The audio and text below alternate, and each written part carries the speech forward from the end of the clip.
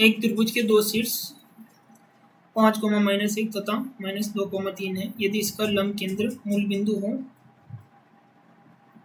तो इसके तीसरे शीर्ष के निर्देशांक होंगे। दोस्तों ये क्या बोल रहा है, एक त्रिभुज है, उसके दो शीर्ष दे रखे हैं और उसका जो लंब केंद्र वो क्या है, मूल बिंदु है। तो अपन को इसके तीसरे शीर्ष के निर्देशांक ज्ञात करने हैं। पहला अपन ने माना, पहला ए है, इसके निर्देशांक है 5, -1, बी है, इसके निर्देशांक है -2, 3 और सी है जो अपन को याद करना है। माना इसके निर्देशांक है XY। प्रश्न बोल रहा है जो इसका लंब केंद्र वो क्या है, मूल बिंदु है। तो माना ये O बराबर इसके निर्देशांक हो जाएंगे 0, 0 और जो सी से अपन एक लंब डालेंगे वो AB पर लंब होगा, वो होगा D। तो माना CD बराबर, जो CD क्या है, लंब है AB पर, CD लंब है AB पर। अपन सर्वप्रथम क्या करेंगे, जो CD है उसकी प्रवणता याद करेंगे और फिर AB की प्रवणता याद करेंगे, यानी डाल CD की प्रवणता। CD की प्रवणता क्या होगी दोस्तों, अपन जानते हैं यदि अपन को दो बिंदु दे रखे होते हैं तो जो उनकी प्रवणताएं हैं उनको याद करने का सूत्र क्या होता है, y2 - y1 x2 - x1। दोस्तों अपने पास दो बिंदु है, एक तो है xy और दूसरा है 0, 0। तो अपन यहाँ से क्या करेंगे, y माना y, जो y2 है वो y है और y1 क्या है 0, जैसे ही x2 क्या है x और x1 है 0। तो यहाँ से इसकी प्रवणता हो जाएगी y/x और इसमें अपन मान लेंगे m1। दूसरी AB की प्रवणता, जो AB की प्रवणता वो क्या होगी दोस्तों, माना जो B है वो y2 है तो 3 और y1 क्या है -1, तो ये +1 हो जाएगा। इसी प्रकार जो B है वो -2 और जो A है 5 हो जाएगा -5, यानी 4/-7। दोस्तों अपन एक चीज़ जानते हैं कि जो दो रेखाएं हैं यदि वो एक दूसरे के ऊपर लंबवत होती है तो जो उनकी ढालें होती है या जो उनकी प्रवणता या स्लोप होती है उनका गुणनफल क्या होता है, -1, यानी m1 into m2 equal to -1। तो दोस्तों यहाँ से अपन निकालेंगे y(x) इंटू 4 - 7, तो ये हो जाएगा बराबर -1। तो ये जब इधर जाएगा तो ये हो जाएगा 4y(7x)। जब एक तरफ लाएंगे दोस्तों तो 7x 4y इक्वल टू 0। दोस्तों यहाँ से अपन डायरेक्ट मान याद कर सकते हैं, जो बिंदु इसको सेटिस्फाई कर रहा है वही इसका आंसर होगा। यदि दो बिंदु सेटिस्फाई कर रहे होते तो दोस्तों उसका भी अपन आगे सॉल्यूशन करेंगे। पहले एक बार इसका डायरेक्ट आंसर देख लेते हैं यदि मिल जाता है। पहले में है x की जगह 7 रखेंगे तो ये हो जाएगा 49, y की जगह रखेंगे 4 तो ये हो जाएगा 16, यानी जिसका आंसर आएगा 30, मतलब ये सेटिस्फाई नहीं कर रहा है। दूसरा है 4 - 7, जब x की जगह 4 रखेंगे तो ये हो जाएगा 28 और जब y की जगह -7 रखेंगे तो ये भी 28, यानी प्लस का हो जाएगा, माइनस और माइनस प्लस, तो ये हो जाएगा 56, यानी ये भी आंसर नहीं है। तीसरे नंबर में -4 रखेंगे दोस्तों तो 7 × 4 -28 और जब 7 रखेंगे y की जगह तो ये -28, यानी ये भी माइनस हो जाएगा 56। चौथे बिंदु में रखेंगे दोस्तों 7 × -4, यानी ये हो जाएगा -28, -4 × -7 यानी -28 और ये माइनस, तो ये हो जाएगा +28, यानी ये सेटिस्फाई कर रहा है, मतलब ये कितना हो जाएगा 0। तो जो चौथा ऑप्शन है वही इसका राइट आंसर है। लेकिन दोस्तों एक बात हो, यदि दो बिंदु सेटिस्फाई कर जाते तो अपन आंसर कैसे निकालते हैं। तो दोस्तों अपन इसका सॉल्यूशन देखते हैं। यदि दो बिंदु सेटिस्फाई कर गए होते, माना कि बी भी सेटिस्फाई कर रहा होता, तो कौन सा बिंदु तीसरा मतलब सी के निर्देशांक होते। दोस्तों इसको याद करने की भी एक और बढ़िया ट्रिक है। माना अपन को सी डी का समीकरण मिल गया, यानी सी डी की ढाल मिल गई और ए बी की ढाल भी मिल गई। दोस्तों यहाँ से अपन ऐसे भी एक लंब और डालते हैं, ऐसे लंब डालते हैं बी सी पर, तो माना कि ये ई है, तो दोस्तों जो ये वो है वो बी सी पर लंब होगा। तो दोस्तों इसके भी दो बिंदु है और इसके भी दो बिंदु है। जब इस यहाँ से भी एक्स वाई आ जाएगा और यहाँ से भी एक्स वाई हो जाएगा। दोस्तों एक तो क्या हो रहा है, यहाँ से लंब डाल रहे हैं इसके ऊपर, तो यहाँ से अपन को इसकी समीकरण मिल जाएगी, क्योंकि जो इसकी ढाल है उसके लंबवत होगा। तो जो ए बी है इसकी ढाल अपने को क्या मिली दोस्तों, इसकी मिली अपन को ढाल, ए बी की ढाल मिली 4।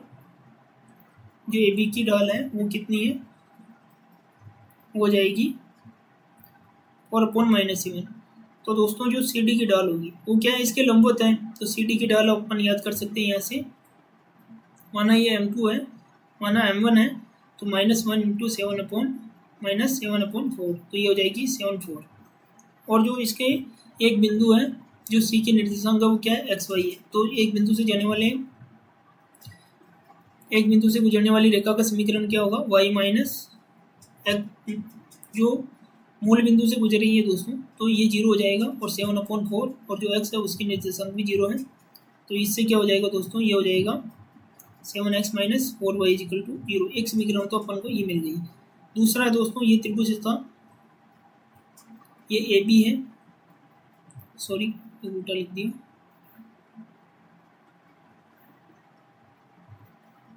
ये A है, B है, और ये C है, ये है B। एक लंब यहाँ से इस पर डालेंगे, AC। A की निर्देशांक क्या है, 5 - 1, और यहाँ मूल बिंदु है 0। तो जो AE होगा, AE की ढाल क्या होगी दोस्तों, AE की ढाल होगी, नीचे 0 0 है, तो माना -1, y2 -1 और y1 0, 5, और ये भी कितना हो जाएगा 0। तो AE की ढाल क्या हो जाएगी, -1/5। BC की ढाल निकालेंगे, तो BC के निर्देशांक कितने हैं, BC के निर्देशांक है -2 3, तो यहाँ से B के निर्देशांक हो जाएंगे -2 और 3, और C का है XY। तो इसकी ढाल क्या होगी दोस्तों, इसकी ढाल होगी y -3 और x + 2, ये हो जाएगी। अब उसी प्रकार से दोस्तों M1 × M2 क्या होते हैं, M1 × M2 होते हैं -1, तो ये तो हो जाएगी M2, और ये अपने पास है M1।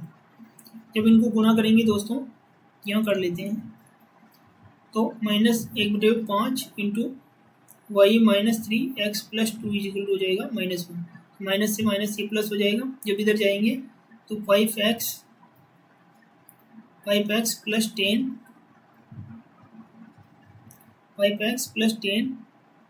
हो जाएगा y -3। जब इसको पूरा हल करेंगे दोस्तों, तो ये हो जाएगा 5x - y = -30। अपने पास दो समीकरण आ गई, एक तो है 7x - 4y = 0, और एक है 5x - y = -13। ये तभी करना है दोस्तों जब दो बिंदु मिल जाए, एक ही रेखा पे क्या है, दो बिंदु मिल जाए, तब अपन को इसका मान याद करना है दोस्तों। इसको हल करने के लिए अपन क्या करेंगे, इसको 4 से गुणा कर देंगे, तो ये हो जाएगा 20x - 4y = -52। इसको माइनस कर देंगे, इसको प्लस हो जाएगा, और ये भी प्लस हो जाएगा। जब ये आएगा तो ये तो हो गया 0, और ये हो जाएगा दोस्तों 7 में से 20 जाएंगे, तो ये बच जाएंगे दोस्तों कितने, -13x, और इधर से प्लस 30। ये दोस्तों ये प्लस के 52 बचेंगे, क्योंकि ये डायरेक्ट 0 में जुड़ेगा, इसमें नहीं जुड़ेगा, तो ये 52 हो जाएगा। x का मान अपन को मिल गया -4। जब x का मान या -4 रखेंगे दोस्तों, तो पहली इक्वेशन से याद कर लेते हैं, -28 हो जाएगा, -4y = 0, तो y का मान यहाँ से क्या मिल जाएगा, -7। तो दोस्तों अपन को दोनों मिल गए, -4 और -7। ये जब करना, जब दोस्तों दो बिंदु सेटिस्फाई कर रहे हो, उस रेखा पे क्या है, दो ऑप्शन सेटिस्फाई कर रहे हो, तब अपन को ये विधि अपनानी है। वरना डायरेक्ट जो अपन को पहली विधि मिली है, जो सी डी का समीकरण मिला था, उससे ही सेटिस्फाई करना। और सी डी का समीकरण अपन को क्या मिला था दोस्तों, 7x - 4y = 0। जब ये लाइन को अगर केवल एक ही बिंदु सेटिस्फाई कर रहे हैं, तो वही निर्देशांक होगा। यदि दो बिंदु सेटिस्फाई कर रहे हैं, तब हम इस मेथड को अपनाएंगे। इसी प्रकार दोस्तों एक और प्रश्न है, किसी त्रिभुज के दो शीर्ष 3 - 1 तथा -2 3 है, तो त्रिभुज का लंब केंद्र मूल बिंदु पर है, तो तीसरे शीर्ष के निर्देशांक ज्ञात करिए।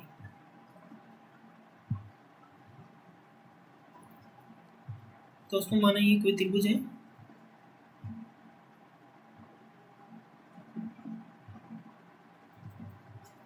ये 3 - 1 माना, और जो बी है वो क्या है, -2/3 -2,3, और जो सी है अपन को याद करना है। इसका मूल बिंदु क्या है, 0 0। वही दोस्तों पहले प्रक्रिया अपनाएंगे, तो ये सी डी है, ये सी डी है, तो सी डी की जो ढाल होगी वो क्या हो जाएगी दोस्तों, Y upon X. A B की ढाल क्या हो जाएगी, बराबर m1। जो ए बी है उसकी ढाल क्या हो जाएगी, 3 - 1 यानी 4 अपॉन -2 - 3 यानी 5 -5, ये हो जाएगी 4 -4 अपॉन 5। अब इनका दोनों का गुणनफल क्या होता है, -1, यानी m1 इंटू m2 -1 होगा। तो 4y अपॉन माइनस में 5x इजिकल टू -1। तो यहाँ से हो जाएगा दोस्तों, ये हो जाएगा 5x - 4y इजिकल टू 0। एक समीकरण ये मिल गया। दूसरा समीकरण अपन निकालेंगे ए ई, है ना, ये ए ओ की ढाल क्या होगी दोस्तों, ए ओ की ढाल होगी,